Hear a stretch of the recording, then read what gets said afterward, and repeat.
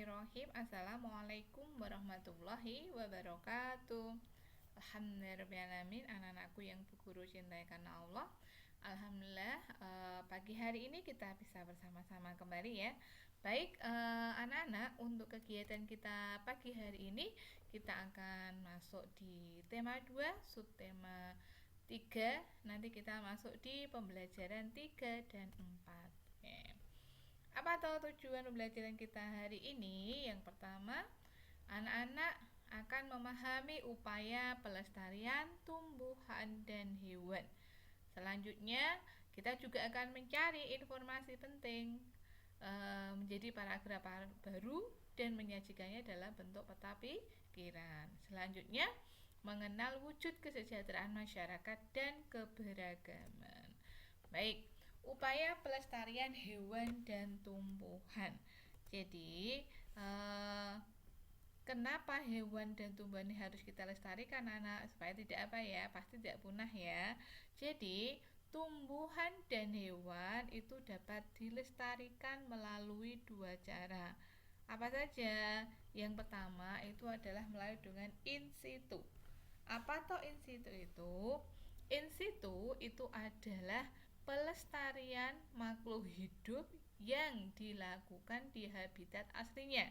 Jadi pelestariannya tetap di habitatnya itu, anak-anak. Jadi tidak berpindah tempat. Nah, melalui apa, anak-anak?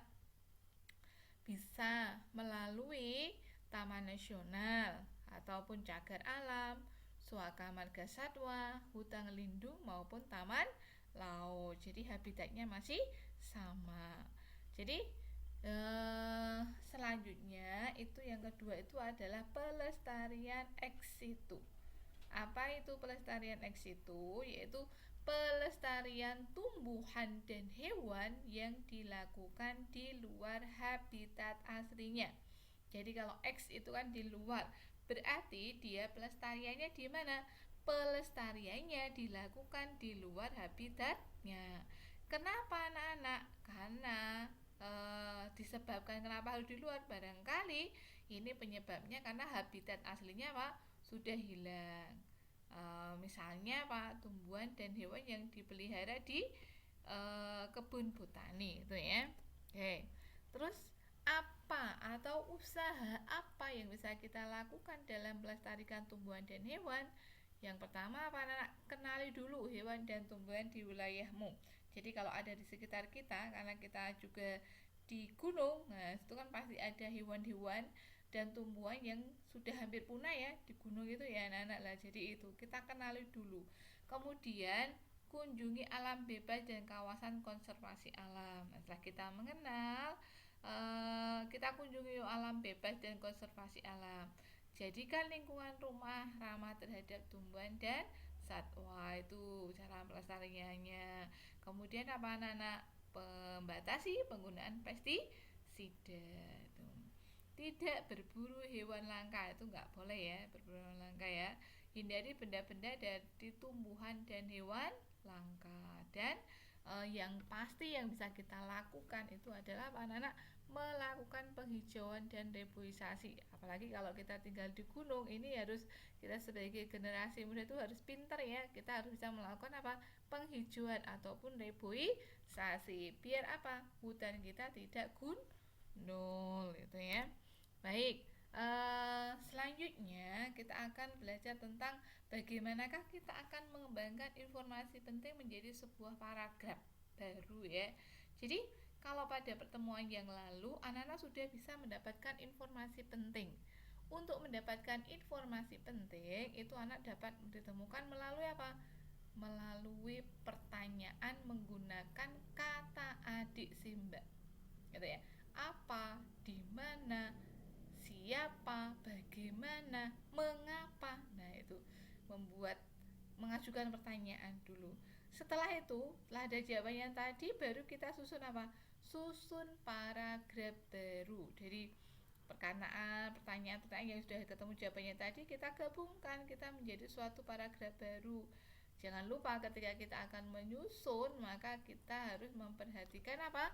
Penggunaan kalimat efektif. Nah, Anak-anak pasti ingat ya, apa tuh cirinya kalimat efektif? Jadi kalimat efektif itu yang pasti dia memiliki unsur lengkap. Unsur lengkap kalimat itu punya apa? Punya subjek, punya predikat, punya objek dan keterangan. Nah, minimal dua struktur itu terpenuhi. Apa yang harus terpenuhi ini? Subjek dan predikat ini terpenuhi. Ini kalimat efektif. Kemudian ciri yang lain dikatakan sebagai kalimat efektif itu harus ringkas anak-anak. Tidak usah bertele-tele, lengkap, jelas. Nah itu. Kalimat harus memiliki bentuk yang sejajar. Nah, imbuannya. Nah, kalimat juga tidak boleh apa? Logis dan ambigu. Kalimat harus logis dan ambigu. Menyajikan informasi penting dalam bentuk peta pikiran. Lah tadi kalau anak-anak sudah bisa menemukan informasi penting dalam bacaan, maka anak-anak juga bisa menyajikannya dalam bentuk apa? Dalam bentuk peta pikiran. Lah langkahnya apa saja? Yang pertama pasti pahami tiap paragraf dan bacaan. Temukan kalimat utama. Itu sudah bisa ya. Bagaimana kita mencari kalimat utama? Saya yakin semua sudah paham ya. Bisa di awal, di mana lagi? Di akhir. Kemudian di mana? Di awal dan di akhir. Setelah itu baru kita catat gagasan pokok yang termuat di dalam kalimat utama. Nanti akan terbentuk peta pikiran. Nah, oke. Wujud kesejahteraan masyarakat di dalam keberagaman. Anak-anak tentu ketika kita hidup di masyarakat itu kita itu tidak hidup sendiri, kita sebagai makhluk sosial, maka kita harus hidup bermasyarakat. Nah, di dalam masyarakat itu tidak mungkin sama anak-anak, pasti akan ada macam-macam keberagaman. Kalau di tempatnya Bu Guru mungkin ada yang dari luar Jawa, sukunya beda, ada suku Jawa, ada suku Sunda. Nah, seperti itu. Terus kemudian dilihat dari agama, mungkin agama yang berbeda. Nah, itu. Maka kita ketika kita hidup di masyarakat, kita harus bisa mengembangkan apa? Konsep keberagaman dalam masyarakat itu harus kita pegang terus, konsep keberagaman. Itu apa? Biar kita selalu apa? Bersatu. Nah, upaya yang bisa kita lakukan lagi apa? Amalkan nilai Pancasila. Oh, sila pertama itu apa? Ketuhanan yang Maha Esa. Berarti amalan yang kita kembangkan di sila pertama apa? Oh, menghormati ketika ada umat agama lain yang sedang beribadah, tidak mengganggu agama lain yang sedang melakukan ibadah. Lah seperti itu. Nah, menghormati apalagi? Seni tari, produk tari dari daerah temennya itu. Saling menghargai dan bekerja sama satu yang sama lain. Hidup rukun, kerja sama, saling tolong menolong. Menjaga budaya daerah ini jangan sampai luntur ya. Nah, kemudian wujud kesejahteraannya masyarakat apa saja? Wujud kesejahteraan masyarakat itu akan terwujud adanya kerjasama antara masyarakat dan pemerintah. Baik, bagaimana anak-anak pembelajaran hari ini? Semoga bisa dipahami semuanya ya. Barangkali itu yang bisa Bu Guru sampaikan untuk kesempatan pagi hari ini. Tetap semangat belajar dari rumah. Bu Guru minta maaf jika banyak salah dan hilaf. Walakum minkum. Wassalamualaikum warahmatullahi wabarakatuh.